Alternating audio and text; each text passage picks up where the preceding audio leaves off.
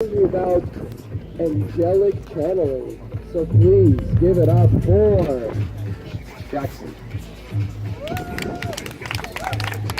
Thank you. Thanks for being here, everybody. Thanks for having me. So I have excessive notes because the angels want me to hit all the correct points. And this is basically the core of my book. So if you don't get it later on, but you keep teaching, you'll get it this way.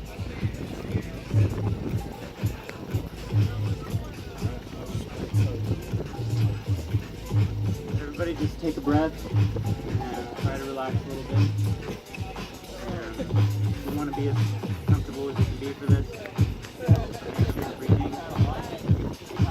Sometimes the language isn't an accurate representation of the teaching. I receive the teachings as energy, and then I have to translate the energy into English. And sometimes it doesn't always match up exactly. It's never going to be an exact representation of the energy. But we do the best we can.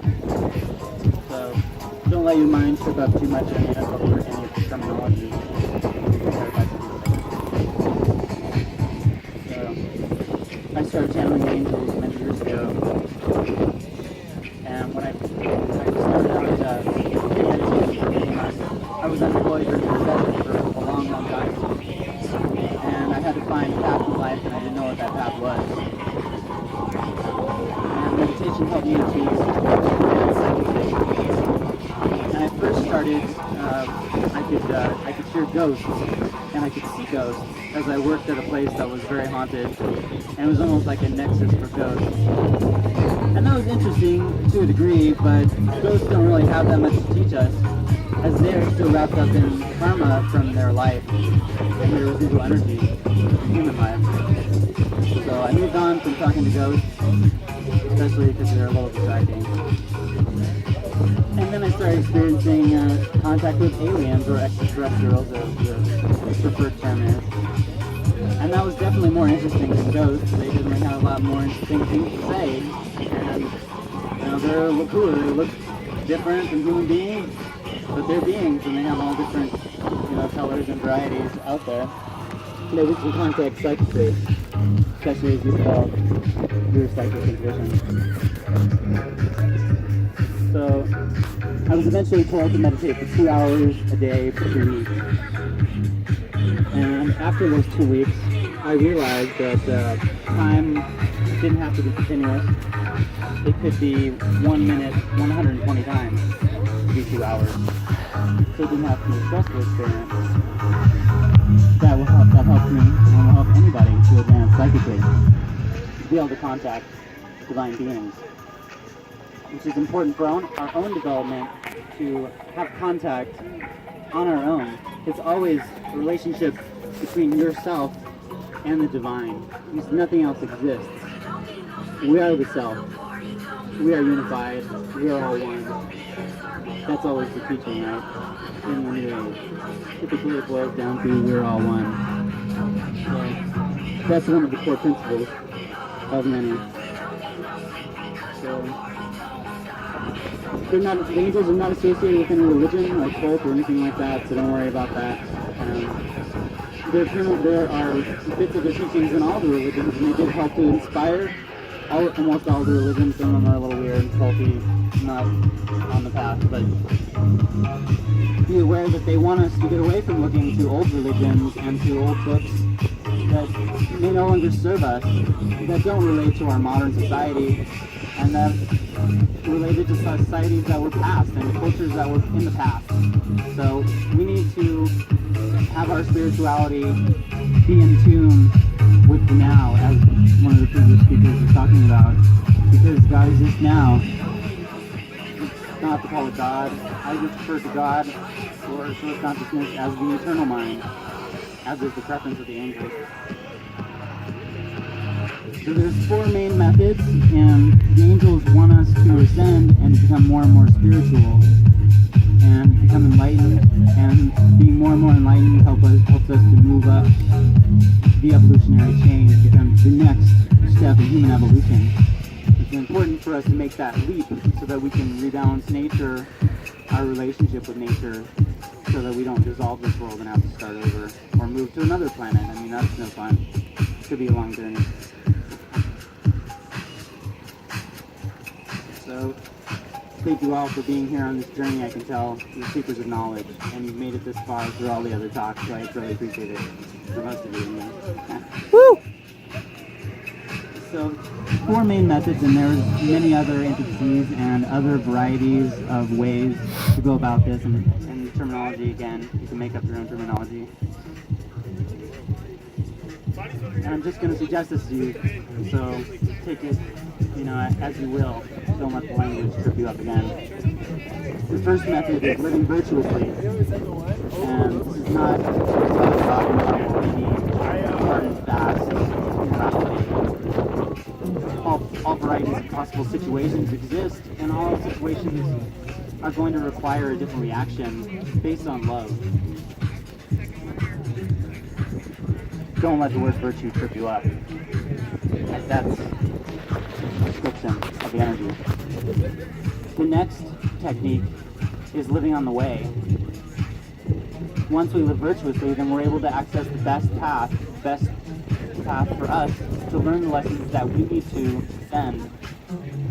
And now this can be the most difficult thing because our society makes us, from the beginning, to be off the way. Everything is us versus them. And we are getting more toward a collective consciousness here at events like these and festivals, and we're coming around, but there's much societal programming that comes along with that we have to get over.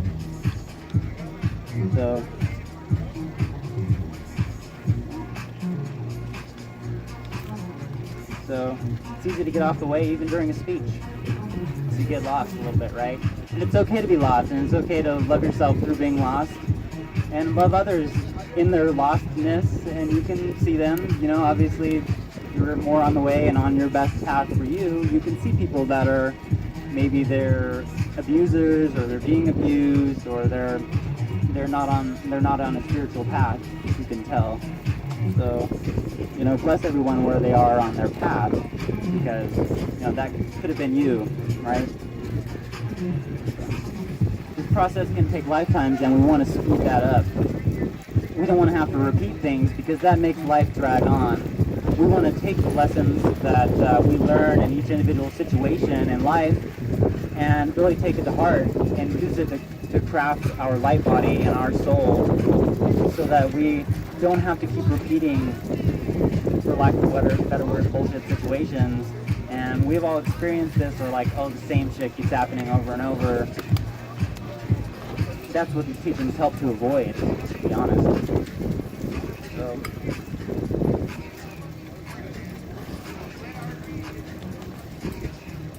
the third technique, and we're not going to go over the third and the fourth techniques that much, because they're well known and well gone over. The third technique is meditation and contemplation. This is important to clear the mind so that we can be in tune with divinity within each moment, within this now present reality that's deeper inside of reality than we normally access when we're distracted or unfocused and so on. So contemplation, I've added contemplation because that's one that has kind of been ignored, a state where your mind can just be allowed to do whatever it wants and just kind of go. Meditation, a lot of times they want you to look away from thinking and follow your breath, look away from thinking, follow your breath, right? But the mind, we have to train the mind with some discipline to be able to do some of these techniques, so that we're not just going from a normal state that's chaotic and our mind is cluttered, and then we just shove that aside. We don't want to just shove it aside. We want to work on our mental content actively, so that we are enhancing our life, basically. So the number 4 technique is psychedelics, and the angels typically wanted to be as natural as possible, plant medicine, fungus medicine, and this is not so necessary and not really touched on in most faiths and religions. And that's because our culture didn't used to need that. We used to be closer and more in touch with nature. And Now we have to work on bringing ourselves back in tune with that nature. Our society has programmed us so much to be off the way that we need to deprogram ourselves and reprogram ourselves to be better people by default. So psychedelics help clear that programming and reset it, as we can access the consciousness through psychedelic states and meditation combined. The two are very powerful. So those are the 4 techniques. We're going to go over the virtues a little bit more in detail, as some of the other talks have already touched on some of the virtues. We had a whole talk on strength, anti-fragility, whatever you want to call it, whatever term. So if there's 20 in the teachings, there's 4 big ones that I'm going to go over. Just 16. I won't touch on the other 16 later. It's a little much, right? So the 4 big ones are love, unity, purity, and joy. So we start off with love, as we've all guessed, is like the #1 virtue, right? And it's sort of a description of all the virtues also. In that way, if you're accessing love, you can access the other virtues. So we want to give love and receive love in appropriate types and amounts depending on the situation. And there's, again, much that's been written on this. And I feel like too much of it has been generalized, that it doesn't touch on the many types of love, romantic love or social love, being variety.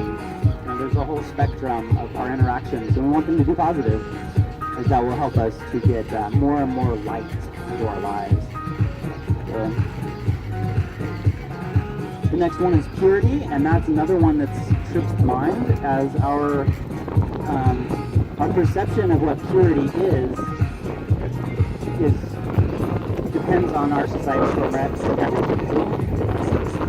I often refer to it more as geometrical symmetry, and we want to let go of any impurities that are causing us to be geometrically unsound. Any problems that are hindering us, same thing we talked about before, being off the way. It's very similar. We want to be pure and on the way. Not only physically pure, but psychically and mentally pure. And this is a lot of the practices that get into advanced mysticism, where you're getting into advanced oneness late in life, so that you can ascend at the end of your life cycle and move on to the ascended master. So I hope that helps. And it could be many lifetimes. It could be many lifetimes for me. I don't know. You know, we never know how many lifetimes it's going to be, but we want to work to make that less, and that will in turn help everybody else that we interact with. So it becomes a networking effect, much like Sunny's talk. So the next one is unity, and so much has been talked about on unity. So we're going to unify our minds with other minds. We're going to unify our consciousness with the one consciousness that is deeper inside of reality. And the other practices help to achieve unity. Once you have loved people and you're more pure, and then you've unified your mind, then the natural thing that will rise is joy. Now, joy is a state. It's like a blissful state. It can be, there's levels to all these virtues and different amounts of joy. And you can access backwards. You can start out being joyful, and that will cause you to get more love. And that's the same with all the virtues. Each one can be a starting point for improving our lives or helping other people.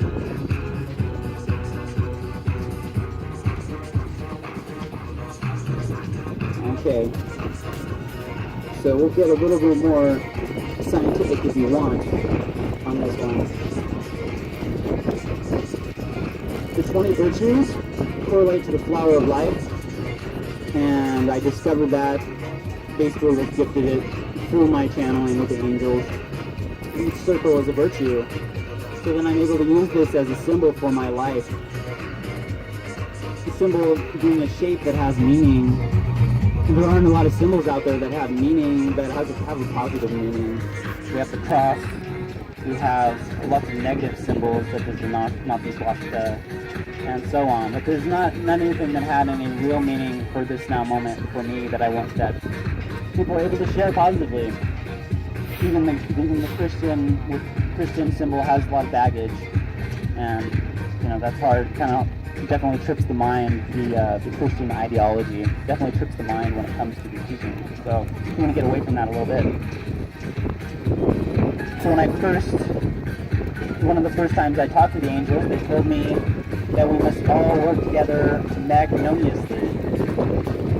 Magnanimously is not a word, but I didn't know that when it came into my head when they sent it to me. So I'm like, well, I got to look it up. So I'm channeling gibberish. I don't know what this word is. So I go to Wikipedia and magnanimously isn't a word. Well, what the heck is magnon, right? Magnon is from quantum physics. And I'm just going to read to you the Wikipedia, just the first paragraph. After the first paragraph, it gets very intensely scientific, and we'll lose you guys very fast. So, a magnon is a quasi-particle, a collective excitation of the electron's spin structure in a crystal lattice. In the equivalent wave picture of quantum mechanics, a magnon can be viewed as a quantized spin wave. Magnons carry a fixed amount of energy and lattice momentum. So I'm going to read the next part because I don't even understand this that well, honestly, and that's the beauty of channeling. You can get information that you didn't know and you couldn't have perceived of.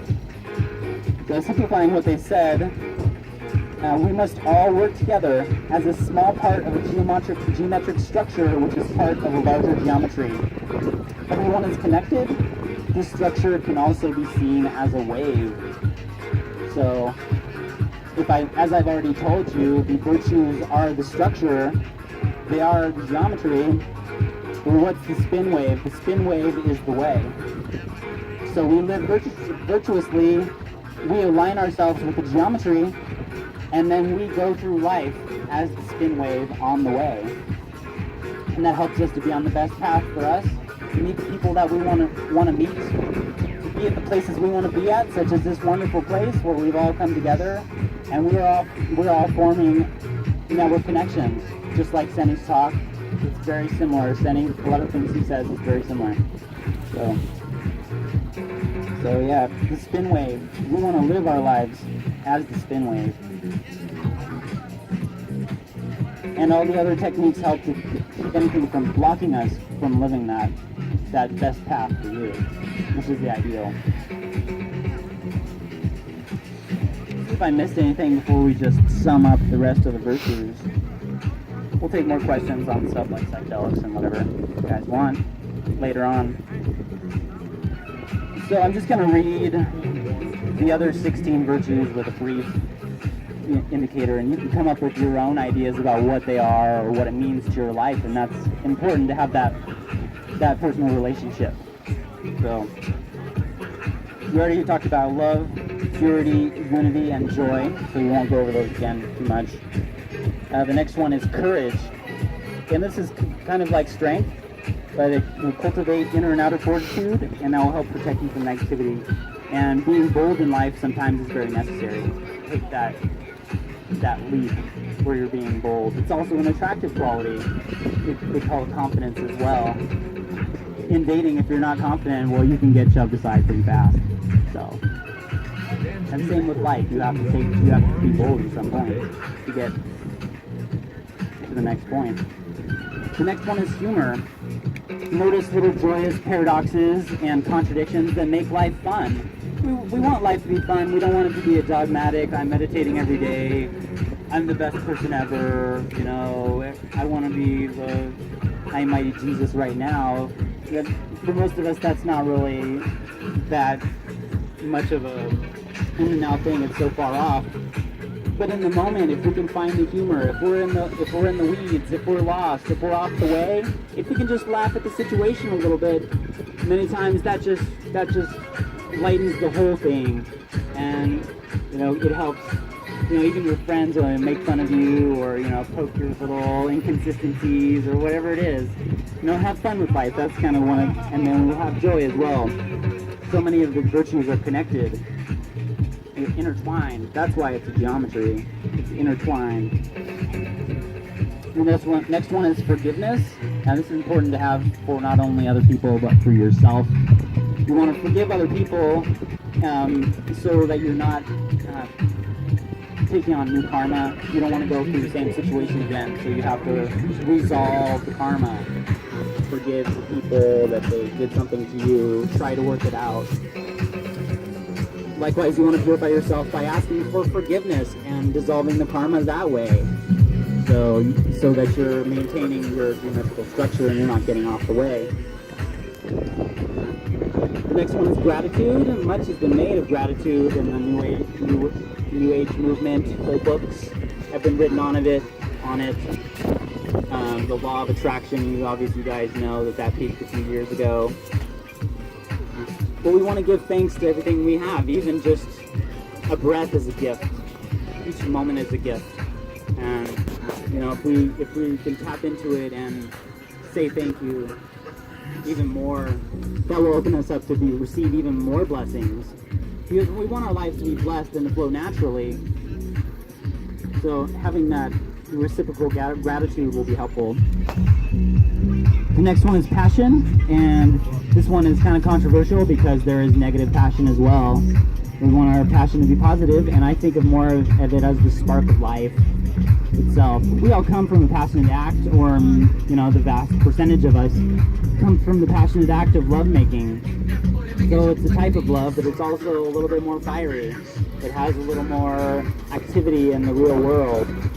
And it helps to spark creativity, which is another virtue, but it also helps us to keep us moving. We don't want to stay still and get off the way. If you stay still too long, you'll get off the way, unfortunately. We see this in some monks that even look disillusioned in their appearance. Like, oh my god, I've been at this ashram for 20 years and I still haven't reached enlightenment. What the fuck am I doing? That kind of just you look at their face and then that's what they look like. So it's like, get on the way and then you will have enlightenment a little easier. So some people can do it stationary and some people can't. So be aware of that. The next one is discipline. Now this one is one that pretty much everybody struggles with, and we don't want to be too rigid with our discipline. We don't want to be too loose either. We have to find the appropriate level for the balance in our lives. Finding practice that resonates with you is going to be important as well. Whatever it is, drawing, yoga, dancing, singing. We all have our passions here that put on the festival, fire dancing, etc. Find your passion so that you can find the trance, so that you can tap into clarity to the eternal mind of everything. We're almost through with the... I'm not going to... The next one is non-attachment. We don't get bogged down in different forms. And the skills one has been a little bit so we won't go over that one too much. But as we're not attached, it helps us to become more light as we access the other dimensions, no longer physical. Patience. Now wait for divine timing in your endeavors and allow others space as they need, and be patient with other people who may be off the way and they're in your way. Literally, sometimes that happens. So, have that ability to bless people in that moment and be patient and kind, right? All this is a variation on love, and mostly. So, we try to do the best that we can in each moment. And be patient with yourself. Sometimes you're lost. Sometimes you don't know what to do. Ask for help. It brings us to compassion. Compassion is love given to others that are less fortunate than us. Or sometimes it's love that's given to us when we are less fortunate than others. So be aware of when compassion needs to be given, and that will flow from empathy. When you have empathy for other people, you can tell where they are in their state of being and how they're feeling in that moment, what you may need to give them or not give them. Sometimes it's space is compassion. If you may have been clogging up their moment, just giving them space sometimes can be good, or sometimes the other way around. It's all reciprocal. It's all one. So, grace is the ability to go lightly and assuredly through life. And dancing is a good way to figure out how to be graceful in a physical way. But graceful in a personality sense is something that I struggle with immensely. There's always moments that are like off, or you don't know what to do, or don't know what to say, or practicing getting in the flow of life helps to make things so smooth and beautiful with your interactions with people that it makes life really beautiful. Grace is part of being on the way. You'll find the way easier through grace as well. Honesty, be gentle and kind and tactful with your words and actions. Now this is one of the trickiest ones, right? How do I tell this person that they're fucked up, or they fucked me over, or whatever it is? We want to be energetically honest, and sometimes the words are opposite. They sound opposite of the energy. So we have to be aware of the honesty of our energy that we are giving to people. So there's so many variations on honesty, and I feel like that's a whole book in and of itself.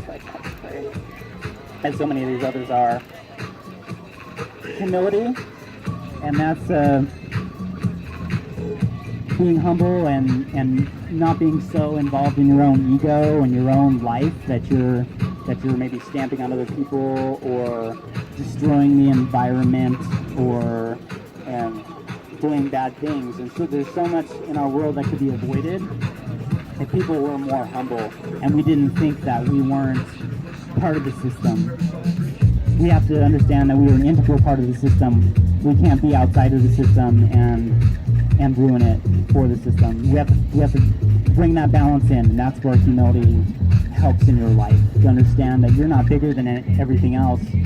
You are everything else, so your relationship needs to be positive with that network so that you can not be a negative vortex. We want to be a giving vortex to enhance reality for everyone. Intelligence. This one can be misunderstood or go down all kinds of crazy paths, but basically just to be a seeker of knowledge and to maybe not hoard the wrong kind of knowledge for you, depending on the situation.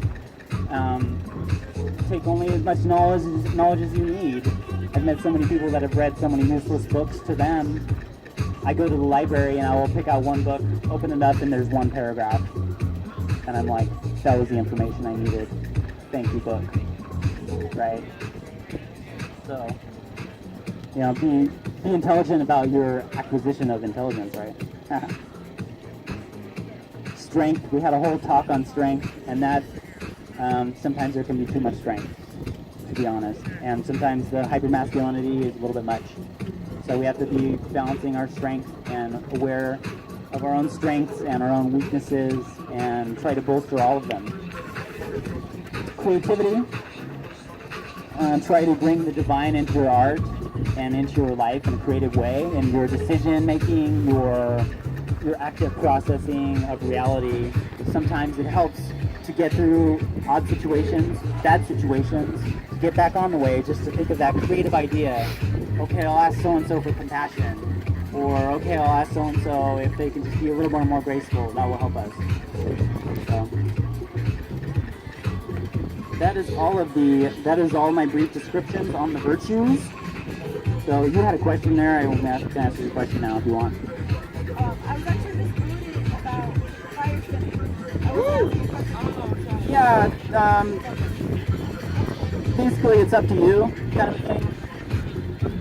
As long as it's enhancing reality and other people's lives in a positive way.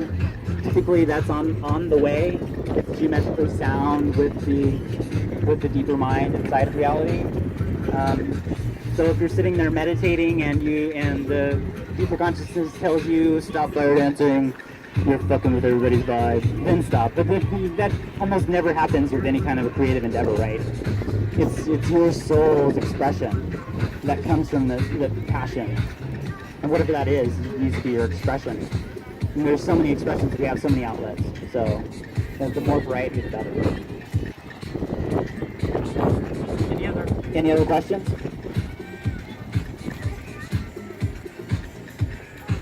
So I don't know how we're doing on time. Oh, you got another one? So what do you think about lucid dreaming and like channeling lucid dreaming? Yeah, lucid dreaming is definitely another tool I wouldn't call it a main tool, basically because you can use it for anything, and it's sometimes, honestly, in my life, it's been disruptive. Trying to be awake while you're asleep, sometimes it's counterproductive. So it's kind of one of those things. So it's like the medicine. You need to get the right dose of the medicine, and then say, okay, I'm good. Figure it out what you need to figure it out. But don't let it disrupt your life. Similar with psychedelics and other techniques. Just moderation. Get what you need out of it, and then kind of say, okay, give me a while. I'm good. Because sleep is huge.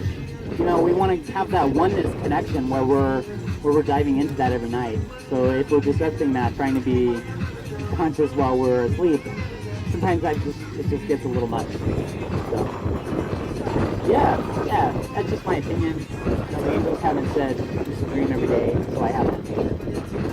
Maybe they will for you. Your connection to the deeper consciousness is always going to be slightly different because there's so many infinite varieties possible.